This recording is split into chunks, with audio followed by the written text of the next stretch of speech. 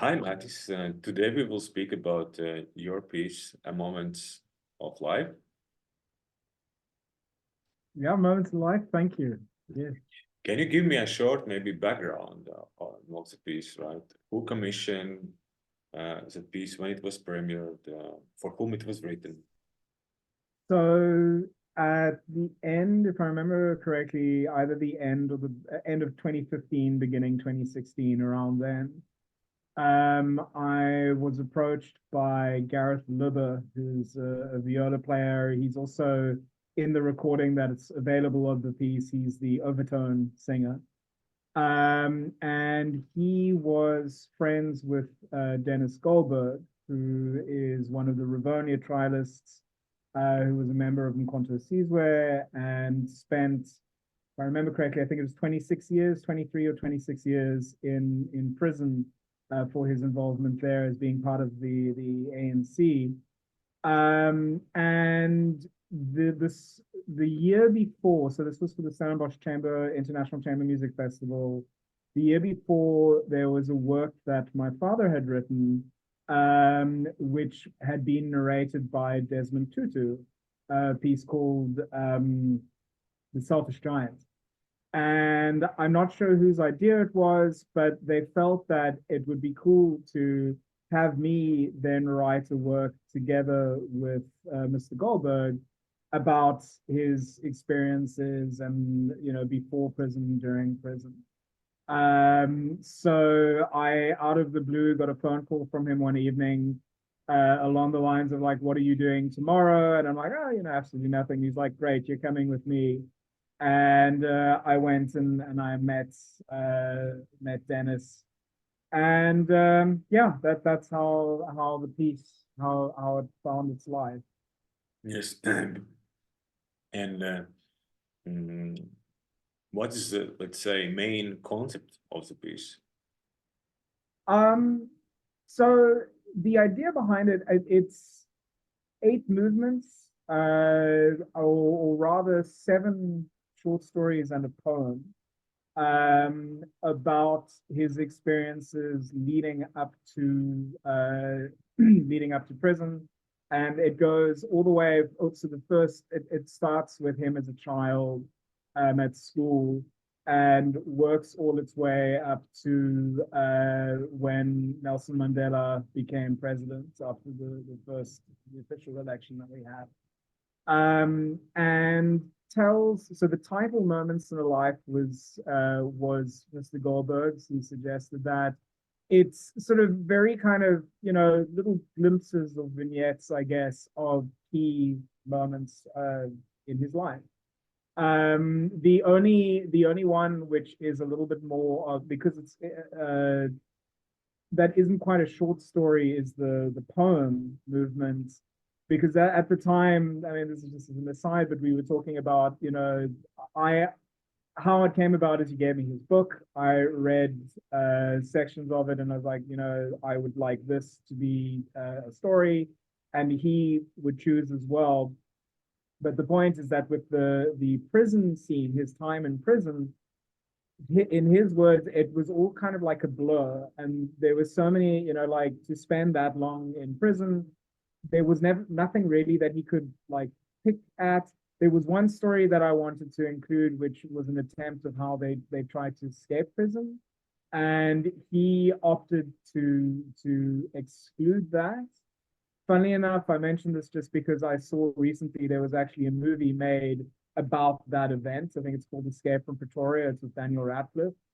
But so we then opted, instead of having a short story about him in prison, that the poem basically covered a large chunk of that time. Yeah, and it's that's the idea behind it, is basically just sort of these key moments. Yeah. And are there like some central message of the piece which is that communicates? Yes. Basic. I mean, the short version is don't discriminate people, don't judge people how they look. I mean, that I think is the key. One of the key movements is the first story, which talks about how his teacher they had lost a watch, and all the kids communally ganged up on one child because he had a hair lip or cleft palate. And they were all like, oh, it was him, it was him. And the teacher knew that it couldn't be this kid and sort of sat them down and was kind of like, okay, well, now why do you say that it's him? And slowly sort of taught them that the reason that they were picking on him was because he was different. And through that, he learned, or in his words, he thinks that his teacher, Miss Cook, had something to do with him going to prison, because it was that sort of that you know, moral strength of like, no, this is right. Like one can't just, you know, can't discriminate. Like, you know, don't be a racist dickhead, basically, the polite way of putting it. That I think is the core message. I think it's also, I think part of it is also like what the difference one person can make, I suppose. I think a lot of it's when I met him at the time, I was doing quite a lot of work for an animation house, doing soundtrack work for it. And when we met the first time, he told me some of his life story, and yeah, some that ended up in the piece, sort of talking about his time around the gallows, the hanging gallows. And at the end of the conversation, he was kind of like, and what do you do? And I had to sheepishly say, like, you know, I write music for animated giraffes as they fall off cliffs, and you know, like for kids shows, and I kind of feel like I've wasted my life. And he was very kind about that, saying, you know, how the importance of music and how important it was for him when he was in prison. At one point they were allowed to have records, so they kind of had an idea of what was going on outside. But yeah, I think that is a very important part of it, is like the difference that one person can make. I think another big idea, or why the piece is structured the way it is, and why there are certain stories that were included, such as him wanting to include the story of Chris Hani. I always think of there are those Stolpersteine in which I've seen in Berlin and in Cologne as well, where outside of houses of people who were taken to the concentration camps, there are these little gold plaques that are sort of in the floor. And it's that sort of, it's slightly surreal where, you know, the place has now become like a nightclub or something like that. I remember one evening when I was in Germany, you know, having a drink outside, and you sort of look down under your chair and you see a Stolperstein, and it's just that sort of remembrance of like what happened here. And I felt when I was writing the piece, especially those sort of moments, kind of like, this is like a musical Stolperstein, as it were, as just the thing of like, that there are certain points of like, you can't ignore it. You can't sort of, oh, it happened so long ago, or, and yes, I mean, it did happen many, many years ago, but it's still the point of like, just sort of like a moment to remember. I think that's also, I think, very much why, as an example, Dennis wanted to include the Chris Hani movement, just to sort of, as a reminder. Right. As I understand, right, there is Dennis Goldberg who narrates, right, the stories. Yeah. Directly, he's telling the stories, and then there is some ensemble, right? Yes. How big is the ensemble? Sorry. How big is that ensemble, and what kind of? I think I have the score in front of me. I think it's 9 players, if I remember correctly. And I tried to, it's not even that much. 1, 2, 3, 4, 5, 6, 7, 8. Yeah, it's 8 or 9 with narrator. And I tried to have I chose the size of the group for 2 reasons. The one is to have as close to like a sound without having to have like a full orchestra. So it chose a little bit. I think the only thing that is missing is the brass components. And and in its stead, there is the singer, which I think is I guess, for want of a better word, quite a unique little voice to the piece. I think it gives it the I don't use the word humanity, but I think it gives that humanness, the voice to it. At one point, there was talk to include an entire overtone choir, but similar reason as to why I chose the size of the ensemble. I felt that to keep it as simple as possible, that it could potentially be something that one could tour, that one could perform elsewhere. Yeah, so that was the idea behind it. Initially, it was written in a way to be done just without conductor. But we felt kind of the more that I was working on it, that it would help, firstly, to have someone conduct. And in the end, it ended up being two conductors, at least for the premiere. Of my brother ended up conducting the performance, and I ended up conducting Dennis from the front row, just to help sort of when to proceed and to carry on reading. And the overtone aspect of that also, I think, was because Gareth had started the whole piece, and I think it probably was his idea. But it's quite a cool skill that he has, and I felt it was a very nice opportunity to kind of highlight that. Yeah. Right, as I understand, key element. One of the key elements is this Dennis, who actually narrates his own story, right? Yes. Can you just, because I'm not sure that like everyone knows him. Can you just give a small background of him?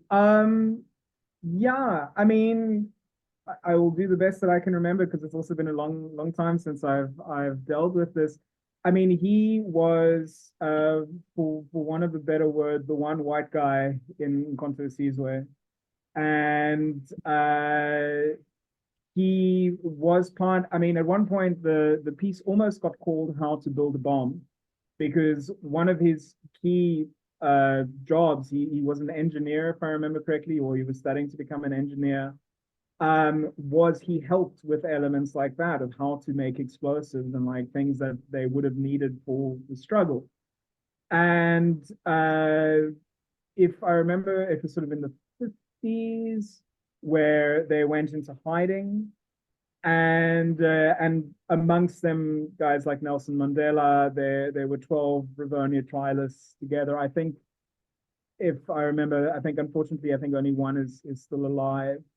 Dennis, who passed away sadly at the beginning of lockdown near COVID, beginning of 2020. And they they went into hiding at one point and ended up getting arrested. Because of that, there was the Rivonia trial, which is what sent Nelson Mandela to Robben Island, and the rest of the Rivonia trialists went there. Because Dennis was white, he was separated and sent to a prison in Pretoria. And of that time, I think from what I remember, he moved to 2 different prisons. The second they refer to as Beverly Hills, which is what the One Movement is about, where his prison cell was placed next to the hanging gallows. So every week there would sort of be this buildup of hearing other freedom, other people, political people in prison, sharing the same building with sort of common criminals, for want of a better word, and how sort of in the lead up to being hung, they would sing and sort of offer comfort to the person who was going to get hung in the morning. And something that Dennis did, which worked its way into the piece, is he had a recorder, and he would sort of play just to sort of show like solidarity, we are with you, like we're all in this together. Later on, he was released from prison, and in I think the late 80s. And at one point, I mean, to give you an idea of who Dennis is, at one point, Israel was very like, come to us. And he turned around and basically said something along the lines of, your situation is not any better. So he left and I think went to England, where he reunited with his first wife, Esme, who he hadn't seen since being in prison. Yeah, I mean, as far as the story goes, he returns then to South Africa around the time Mandela was released. And there was quite a special moment, and this was one of the first stories that he told me when I met him, of how they all gathered on Robben Island at the quarry where they used to work. And this is the last story of the piece, or the beginning of the last story of the piece, talking about how there was a guy who came up to him and was along the lines of like, we could hear you playing recorder, and we were in prison at the time as well, and just how much that meant to us just to hear this music off in the distance. Yes, and subsequently, since having been released, one of his big projects is the House of Hope, which I think the last time I saw him was at a concert which launched it, which is basically an after-school center for kids in Half Bay, sort of in the township areas there, where they can learn music, where they can do art. Yeah, there was a concert there where I'd written like a 20-30 minute ballet for it. It was like part of the launch. And that was the last time I saw him. And I must say, to the very end, he was a fighter. I think at the time there was it was the State of the Nation address that the president was giving at the time, and he used that opportunity, even though he was basically criticizing the party that he went to prison for, to stand up and basically kind of go like, this is not right, like how things are here, like all the way to the very end. I remember by that point he was couldn't really walk or struggled to walk, and stood up and gave his speech and halfway sort of collapsed, and everyone thought like, okay, I think this is probably the end. But at that point it was just like, no, now he's sitting, now he's comfortable and could really like keep going for another 10 something minutes. He was an amazing man. I think we didn't meet often.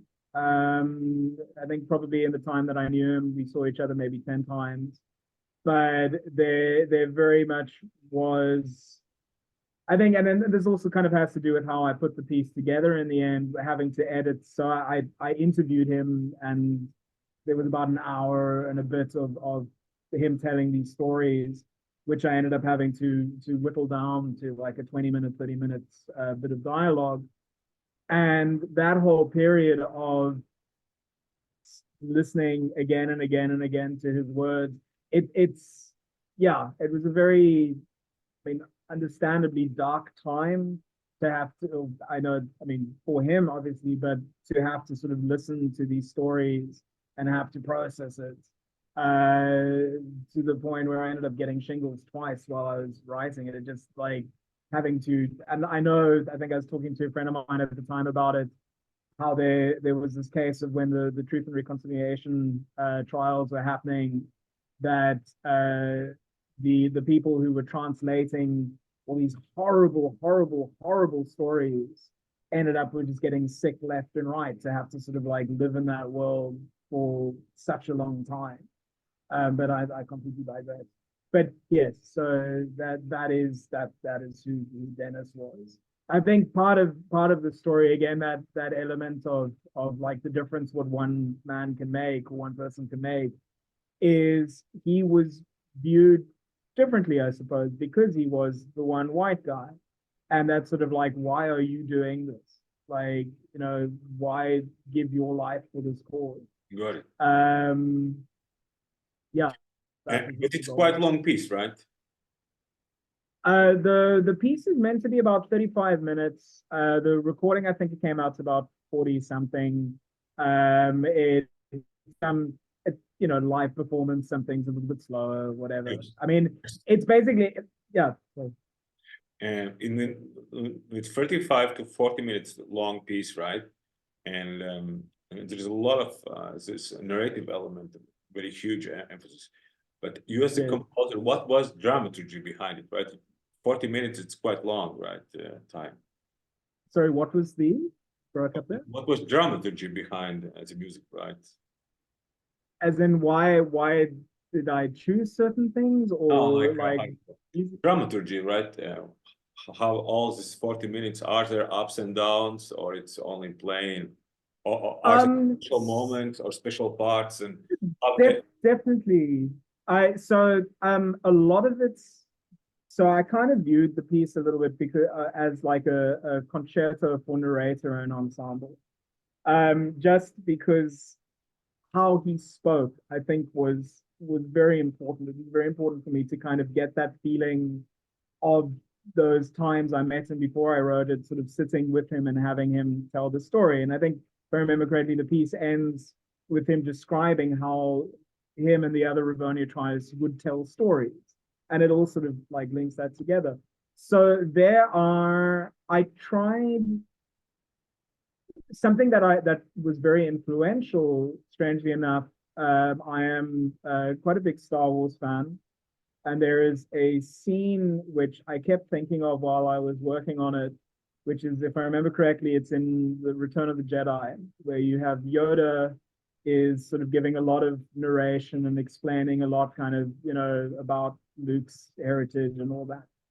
And John Williams, I mean, we know John Williams is a genius, but if you listen to the score, it's all these sort of like motives, like one chasing the next, and you know exactly, even if you didn't know the name belonged to whatever character, just by these musical motives, you know exactly who he's talking about and what he's referring to.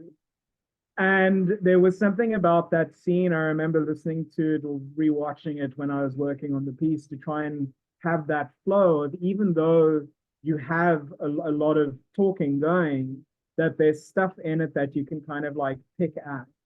I mean, one of the things structurally, so there are two big structural things that are happening with the piece. The one is that you have all these like little snippets of motives, and in the last movement, they all build up to one theme. And the idea of that, like you have these like little moments in his life connecting to sort of like the bigger picture of his life.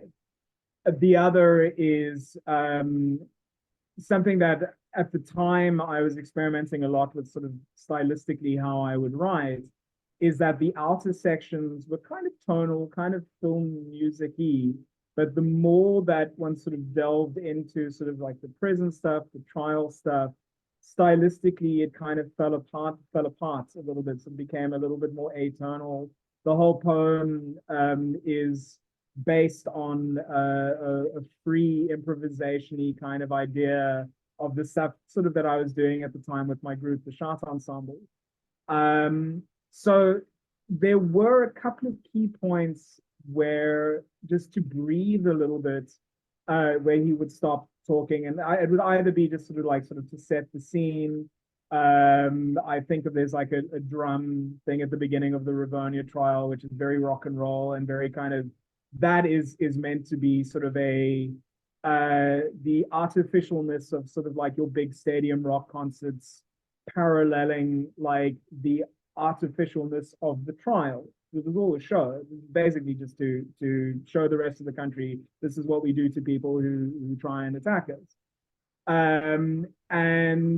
Or I do know there was one moment in particular in the Beverly Hills movement, which is where he talks about being in near the gallows, where there is a moment he talks about the